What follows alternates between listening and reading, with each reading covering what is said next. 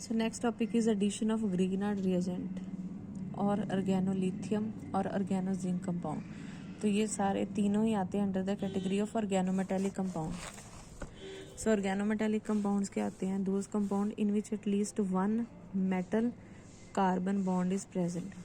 Metal can be any metal like lithium, magnesium, zinc और carbon. तो किसी भी कंपाउंड में जिसमें कम से कम एक डायरेक्टली मेटल कार्बन बॉन्ड हो, that is known as a organometallic compound. So this is the mode of addition. Carbonyl compound है। सबसे पहली बात, for example we take Grignard reagent RMgX। इसमें मैग्नीशियम क्या है? Metal which is highly electropositive metal. R means methyl group. Methyl में carbon क्या है? Non metal. तो अगर एक नॉन मेटल और एक मेटल का बॉन्ड होएगा तो क्या होगा? Metal will be slightly positive और non metal will be slightly negative. So this is the distribution of electrons कि मेटल के ऊपर स्लाइटली पॉजिटिव है, यानी कि एक पोलर इंट्रैक्शन है। यहाँ पे पॉजिटिव है ऑन मेटल और नॉन मेटल कार्बन के ऊपर नेगेटिव है। सो जब हम ग्रिग्नार्ड रिएजेंट को ऐड करते हैं in which non metal part R is carrying negative charge, तो क्या होएगा? This is a very strong nucleophile.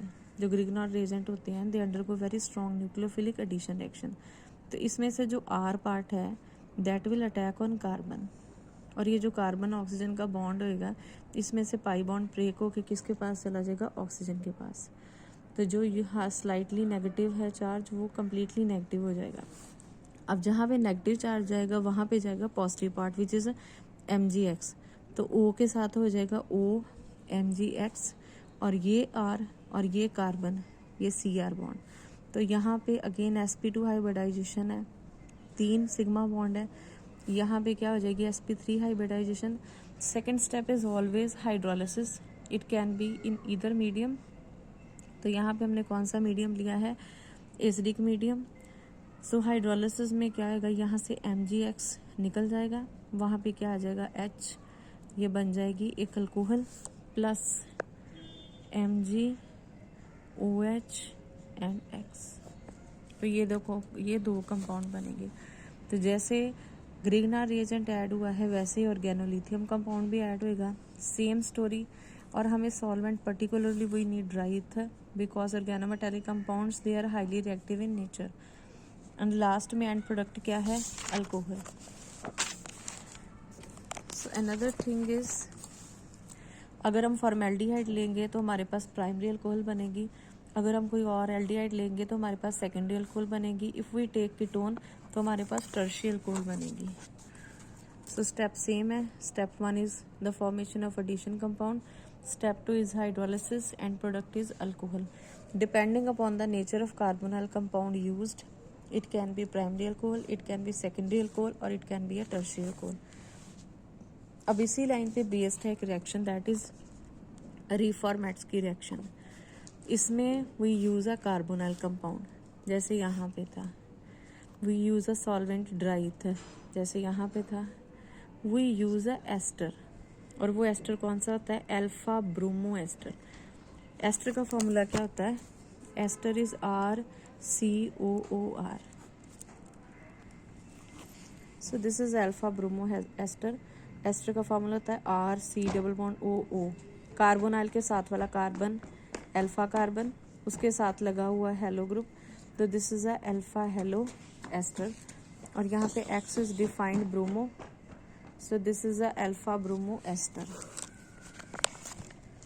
सो यहाँ पे हमने ले लिया अल्फा ब्रोमो एस्टर, साथ में आ गई मेटल जिंक। तो क्या होएगा? ऑन अ सिमिलर लाइन यहाँ पे क्या आएगा?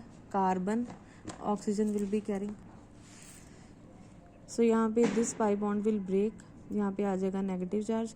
नेगेटिव चार्ज की तरफ जाएगा ब्रोमो एंड जिंक, ये बन जाएगा OZNBr। बाकी ये जितना भी पार्ट है CH2 COO C2H5 ये कार्बन के साथ जाएगा। दिस उसके बाद होएगी हाइड्रोलिसिस। हाइड्रोलिसिस में यहाँ पे निकल के आ जाएगा H और बाकी का सारा सेम। नाउ कार्बोनाइल के साथ वाला कार्बन अल्फा कार्बन, उसके साथ वाला कार्बन बीटा कार्बन, और इस बीटा कार्बन पे अटैच है OH। So this is a ethyl beta hydroxy ester है बिकॉज यहाँ पे 4 कार्बन है तो we will say it a butyrate.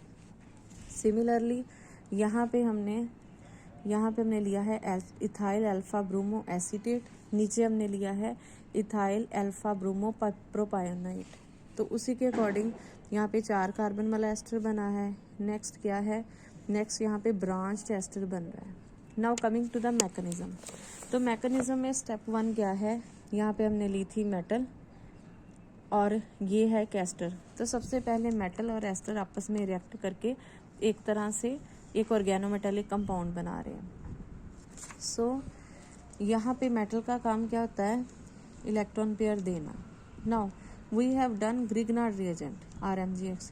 ये जो ऑर्गेनोमेटेलिक कंपाउंड है this is less reactive than Grignard reagent. तो यहाँ पे स्टेप 1 में metal will give electron pair यहाँ पे CH2 को। सो यहाँ पे Br बीइंग मोर इलेक्ट्रोनेगेटिव, ये बॉन्ड ब्रेक होएगा, यहाँ पे बॉन्ड ब्रेक होएगा और जिंक और CH2 का बॉन्ड बनेगा, राइट।